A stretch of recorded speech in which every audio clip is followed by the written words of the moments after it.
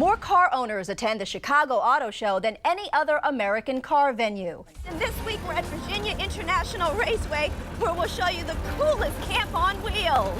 When you buy a car at auction, keep in mind there are several fees added to the cost of the vehicle. It's very easy to get caught up in this buying frenzy. After months of speculation and hype, car buyers can now use the official EPA fuel economy labels to comparison shop based on a wide variety of factors.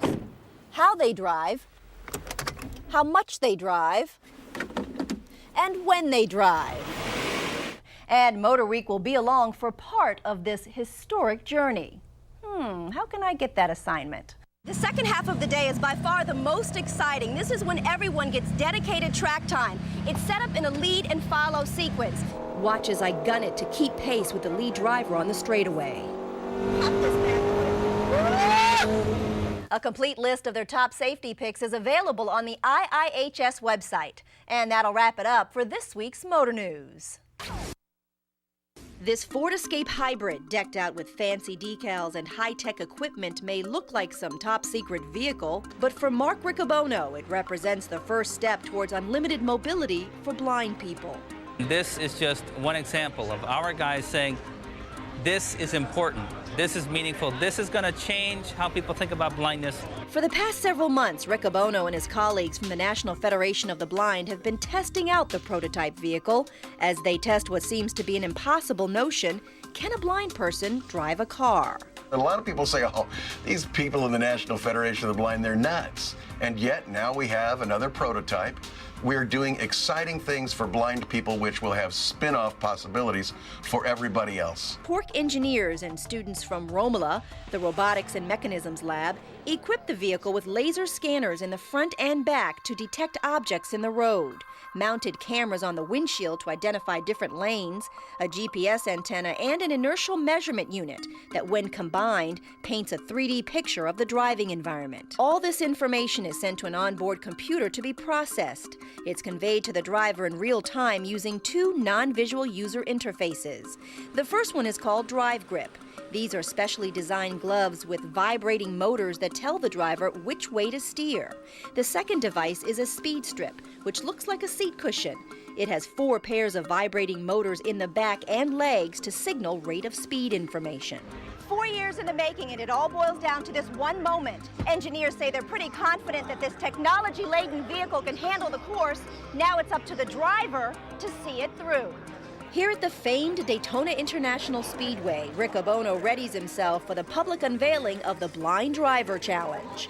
Check, check, check, can you hear me? The 34-year-old offers up a final wave as he begins to navigate the course. Relying on the drive grip and speed strip, Riccobono makes his way around the 1.5-mile track. He hits a top speed of 27 miles per hour, but there are challenges that test his abilities. A box toss he must maneuver his way through, and a moving pass. It takes less than 10 minutes to complete the course. First ever blind driver at Daytona. Riccobono crosses the finish line with the steely determination of a blind man on a mission. Very fulfilling that the vision of the National Federation of the Blind, that we've finally been able to put it out in the public and demonstrate the capacity of blind people in driving.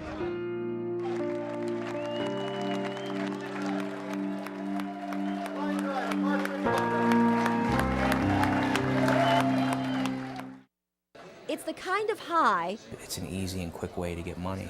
that triggers a depressing low. I would find myself getting sick at the toilet. It was just because I knew the game was going off in like 5 minutes. For nearly 2 decades, nothing could keep Michael Osborne from the thing he loved most: a good game with a winning wager. I'd bet on football, I bet on hockey, basketball, pro and college sports. Osborne says his compulsive gambling started at the age of 15 when he met a local bookie. 5 years later, he was taking other people's bets.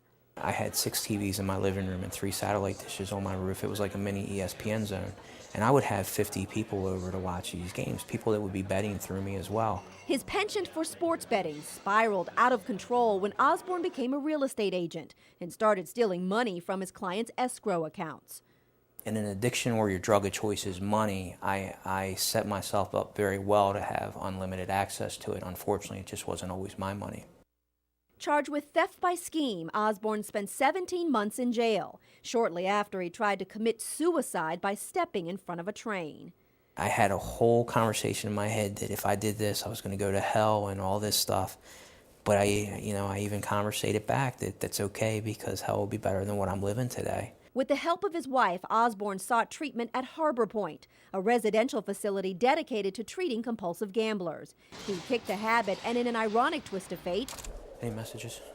became executive director of the center, sharing his life story with other addicts. I can tell that gambler, you know what, I know where you've been, I know where you're at, and if you give me 10 more minutes, I can tell you where you're going. He worries slots will only worsen the problem. Everyone's so gung-ho of let's just get the slots here and then we'll fix everything else. Well, it's proven in other areas it doesn't work like that. You need to be prepared for what you're bringing in. Gambling free for 5 years, Osborne is sometimes tempted to place a bet, but he hasn't. His sole focus now is to help those still struggling with this debilitating disease. Try to educate the public to get rid of the stigma of public ignorance, that it's just harmless fun. You're right, for 93% of the country it is, but for 7%, it's a living hell.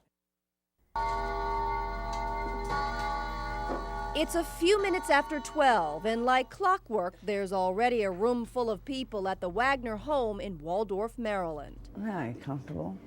They're drawn here like bees to honey, each one willing to wait their turn to get stung It's a good one. by the bee lady. It's just absolutely amazing what it can do.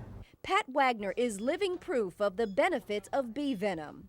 For years, she lived a listless life while struggling with multiple sclerosis. I couldn't sit up, I couldn't roll over, I couldn't wiggle a toe. Then in the early 90s, at the urging of her mother, Pat took a bee sting to her knee. Within 20 minutes, her lifeless legs started to warm up. They said they didn't know what to do. They never had a situation like that. I said, I'll tell you what to do. Sting the other leg, sting this arm, sting my head, sting me all over. Buzzing with excitement, Pat and her husband Ray set up a beehive in their own backyard. Now they're both busy as a bee, tending to the needs of people afflicted with all sorts of ailments. I remember I was crying when I called her because just the possibility of it even partially doing anything for me, I was ecstatic about. Kristen Cooperstock suffers from chronic fatigue syndrome. She gets stung at least once a week and is now a firm believer in the healing effect of honeybees. I am no longer on any technical chemical medication whatsoever for the chronic fatigue at all. And it was definitely the bee venom that made that possible.